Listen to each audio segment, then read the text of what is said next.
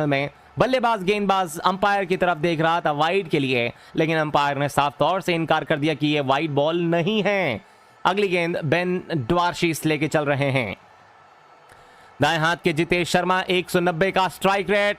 ये शॉट थी off stump पर, शफल करके छठे स्टंप पर आ गए। Inside out shot, cover boundary के ऊपर 4 रन इस गेंद के ऊपर मिल जाएंगे जितेश शर्मा को। धीमी गति की ऑफ कटर की तरह एक बार फिर ये गेंद डाली गई थी ऑफ स्टंप पर, हल्का सा शफल करके ऑफ स्टंप पर कूद कर आ गए और गेंद को दोस्तों इनसाइड आउट शॉट बड़े ही आराम से खेल देंगे एक्स्ट्रा कवर बाउंड्री के ऊपर से 4 शानदार रनों के लिए। खूबसूरत चौका, पहली गेंद पर डॉट बॉल, दूसरी गेंद के ऊपर चौका। अगली गेंद लेकर तैयार, बाएं हाथ से बेन ड्वार्शिस आ रहे हैं। ओवर द विकेट से ऑफ स्टंप पर एक और स्लैश कर दिया, कवर बाउंड्री के ऊपर से कनेक्ट नहीं कर पाए हैं, लेकिन उसके बावजूद 1 रन पूरा करेंगे। दूसरे का कॉल किया है।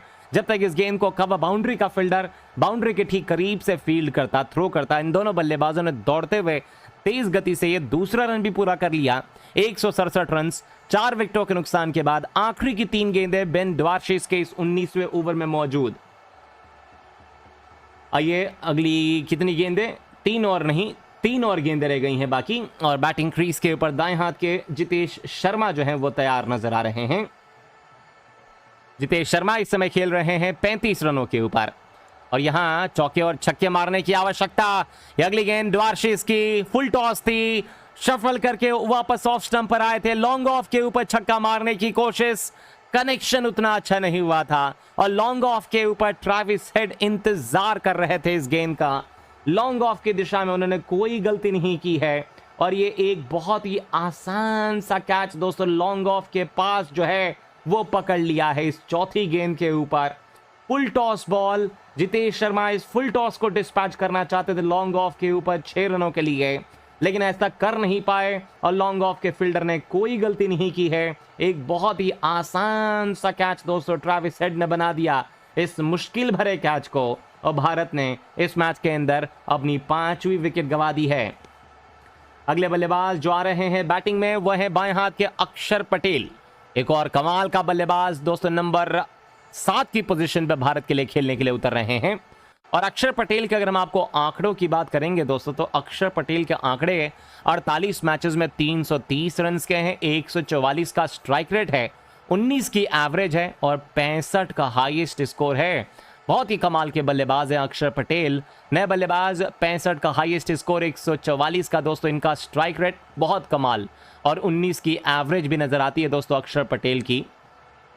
तो अक्षर पटेल जिस दिन चलते हैं उस दिन दोस्तों दिल जीत लेते हैं बहुत सारे लोगों का। बेन ड्वार्शिस जो कि गेंदबाजी जारी रखने वाले हैं, इस ओवर में 2 विकेट्स तो नहीं लेकिन 1 विकेट जरूर निकाला है इस मैच में दोस्तों, इन्होंने 2 विकेट्स निकाल लिए हैं। आखिरी की 2 और गेंदें रह गई हैं बाकी इस ओवर में और ड्वार्शिस की आखिरी की 2 गेंदों के ऊपर अक्षर पटेल बल्लेबाजी क्रीज पर तैयार नजर आ रहे हैं। ये एक बाएं हाथ के बल्लेबाज हैं, बाएं हाथ के गेंदबाज गेंदबाजी कर रहे हैं तो फायदा थोड़ा बहुत तो मिलेगा ही दोस्तों, क्योंकि इनके लिए गेंदें जो है टप्पा खाने के बाद अंदर की तरफ आएंगी काफी ज्यादा डाउन द लेग। बल्लेबाज ने इस गेंद के ऊपर खेलने में कोई दिलचस्पी नहीं दिखाई और गेंद को जाने भर दिया और अंपायर ने यह वाइड बॉल का इशारा करार दिया है। इस वाइड बॉल के इशारे के साथ एक एक्स्ट्रा के रूप में रन जो वो मिल जाएगा। 168 रन 5 विकेटों के नुकसान के बाद 18.4 गेंदों की समाप्ति हो चुकी है इस मैच में। रिंकू को एक चौका चाहिए उनकी हाफ सेंचुरी पूरी करने के लिए, लेकिन सवाल यह है कि दोस्तों कितनी जल्दी उनको स्ट्राइक जो है वो मिलता है, क्योंकि स्ट्राइक की अगर हम बात करते हैं तो स्ट्राइक अभी ज्यादा से ज्यादा स्ट्राइक दूसरे बल्लेबाज रख रहे हैं। ये बेन ड्वार्शिस को एक और विकेट मिल जाएगी। शॉर्ट ऑफ लाइन डिलीवरी थी, बाउंसर गेंद थी, पुल मारने की कोशिश कर रहे थे फाइन लेग बाउंड्री के ऊपर से, लेकिन डीप फाइन लेग बाउंड्री के पास तनवीर सांघा इंतजार कर रहे थे और तनवीर सांघा ने यहां पे कोई गलती नहीं की है। एक बहुत ही आसान सा कैच पकड़ के भारतीय टीम का ये 6ठा विकेट निकाल दिया है, लेकिन थर्ड अंपायर के पास नीचे के अंपायर जा रहे हैं दोस्तों कैच चेक करने के लिए कि कहीं ये गेंद बाउंड्री रोप्स के करीब जो फील्डर ने कैच पकड़ा है, कहीं ये दोस्तों कैच जो है पांव जो है उनका कहीं बाउंड्री रोप्स को तो नहीं छू गया।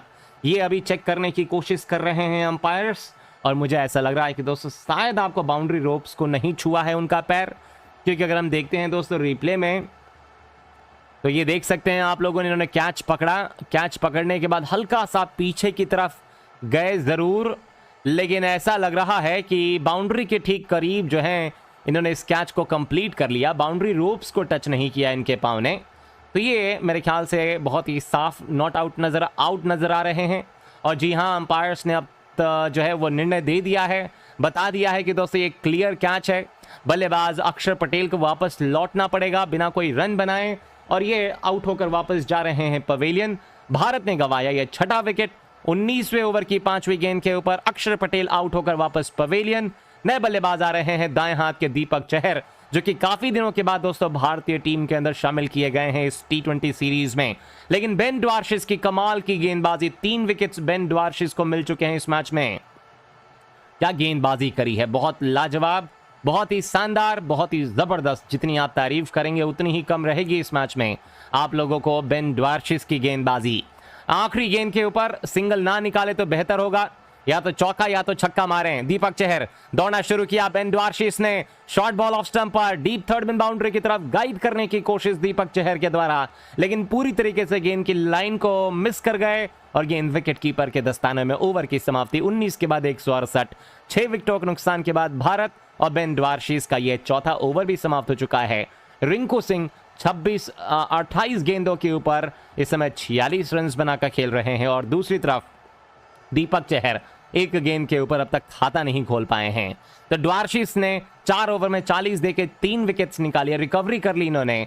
लेकिन अब देखते हैं दोस्तों आखिरी ओवर जो करने आ रहे हैं जेसन बेहरेनडॉर्फ, जिनको एक भी सफलता नहीं मिली है, क्या इस आखिरी ओवर में भारतीय बल्लेबाज रिंकू सिंह दोस्तों 15-20 रन बटोर पाएंगे? कम से कम दोस्तों इस ओवर में 15 से 20 रन आना बहुत ही ज्यादा आवश्यक भारतीय टीम के लिए। बेहरेनडॉर्फ अपने आखिरी ओवर की शुरुआत के साथ, रिंकू सिंह 46 रनों के ऊपर बल्लेबाजी कर रहे हैं 28 गेंदों का सामना करने के बाद इस मैच में। और ये नए ओवर की शुरुआत के ऊपर बैटिंग क्रीज के ऊपर रिंकू सिंह 4 चौके 2 छक्के मार चुके हैं, 164 का स्ट्राइक रेट। दीपक चहर 1 गेंद पे खाता तक नहीं खोल पाए हैं बेहरेनडॉर्फ की। नए ओवर की शुरुआत के ऊपर रिंकू सिंह बल्लेबाजी क्रीज के ऊपर तैयार नजर आ रहे हैं पहली गेंद का सामना करने के लिए। ये यॉर्कर लेंथ की गेंद तीनों स्टंप्स पे थी, ऑन साइड में फ्लिक करने की कोशिश, लेकिन इस खतरनाक यॉर्कर के ऊपर अपने आप को बचा नहीं पाएंगे बल्लेबाज, और ये अंपायर ने अपनी उंगली खड़ी कर दी है और ये रिंकू सिंह LBW का शिकार हो गए हैं। लेकिन अभी रिंकू सिंह जो है दोस्तों वो संतुष्ट नजर नहीं आ रहे हैं अंपायर के इस फैसले से, इसीलिए रिंकू सिंह ने रिव्यू लेने का फैसला कर लिया है। तो आइए देखते हैं कि क्या ये ज्यादा जाने जाते हैं रवि बिश्नोई। तो देखते हैं इस मैच में किस तरीके का दोस्तों रवि बिश्नोई जो हैं वो प्रदर्शन करते हुए नजर आएंगे इस मैच में। तो रवि बिश्नोई को ज्यादा कुछ करना नहीं है, दीपक चहर को बस स्ट्राइक्स ही देनी है, इसके अलावा और कुछ नहीं करना है। अगली गेंद फुल टॉस गेंद थी, ऑन साइड में मोड़ दिया बिश्नोई ने, स्क्वायर की दिशा में 1 रन पूरा करेंगे। दीपक चहर दूसरा रन भागना नहीं चाहते हैं क्योंकि स्ट्राइक अपने पास रखना चाहते हैं दोस्तों दीपक चहर, इसीलिए उन्होंने 1 रन के ऊपर सीमित कर दिया है और स्कोर इस समय हो चला है बढ़ के 169 रन 7 विकेटों के नुकसान के बाद। आखिरी की 4 और गेंदें इस ओवर में मौजूद हैं। और बैटिंग क्रीज के ऊपर अगर हम बल्लेबाजों की बात कर लेते हैं तो बल्लेबाजी दोस्तों जो कर रहे हैं वो दीपक चहर, जो कि लंबे अरसे के बाद टीम के अंदर जो है कमबैक किया है दीपक चहर ने। ये बल्लेबाजी कर सकते हैं दोस्तों दीपक चहर, ऐसा नहीं कि आपको ये बल्लेबाजी नहीं कर सकते हैं, ये बहुत अच्छी बल्लेबाजी कर सकते हैं। जेसन बेहरेनडॉर्फ की शॉर्ट ऑफ लाइन डिलीवरी सामने की तरफ उठाकर मारा गया, ये स्ट्रोक लॉन्ग ऑन बाउंड्री पर एकमात्र फील्डर मौजूद थे क्रिस ग्रीन के रूप में, और लॉन्ग ऑन बाउंड्री के ऊपर खड़े फील्डर ने क्रिस ग्रीन ने वहां कोई गलती नहीं की है। एक बहुत ही सरल सा कैच पकड़ लिया क्रिस ग्रीन ने, और भारत ने इसी के साथ इस मैच में एक और विकेट गंवा दी है। इस बार आउट होने वाले खिलाड़ी जो हैं वो हैं Deepak Chahar. Short of line delivery थी बेहरेनडॉर्फ की, इंतजार कर रहे थे बल्लेबाज फ्रंट फुट के ऊपर और गेंदबाज के सर के ऊपर से उठाकर मारने की कोशिश, लेकिन लॉन्ग ऑन बाउंड्री के फील्डर के सीधा हाथों में मार बैठे और भारत ने इसी के साथ इस मुकाबले में एक और बहुत बड़ी विकेट, बेन ड्वार्शिस तो नहीं लेकिन इस बार जेसन बेहरेनडॉर्फ की गेंद के ऊपर दीपक चहर ने अपनी विकेट गंवाई है। और अब नए बल्लेबाज भारतीय टीम की तरफ से लंबे कद के आवेश खान आखिरी की 3 गेंदों का सामना करने के लिए तैयार हैं। आवेश खान के लिए बेहरेनडॉर्फ की इस ओवर की चौथी गेंद बैटिंग क्रीज के ऊपर आवेश खान तैयार, Ravi Bishnoi non striker end पे इंतजार कर रहे हैं। यॉर्कर लेंथ की गेंद बेरेंडॉफ की तरफ से, इस यॉर्कर को बल्लेबाज ने सरवाइव कर दिया जैसे तैसे, और गेंद जाती हुई सीधा मिड ऑफ की दिशा में। बचा हुआ कार्य जो था दोस्तों वो मिड ऑफ के फील्डर ने अपनी बाईं तरफ जाके फील्ड कर लिया है। रन लेने का कोई मौका इस गेंद के ऊपर मिल जाएगा। 1 रन दोनों बल्लेबाजों ने आराम से सुरक्षित जो है वो पूरा कर लिया है। इस 1 रन के साथ स्ट्राइक इन दोनों बल्लेबाजों ने अब रोटेट कर लिया है। अगली गेंद लेके चल रहे हैं बाएं हाथ से बेरेंडॉर्फ। आखिरी की 2 गेंदें इस ओवर में।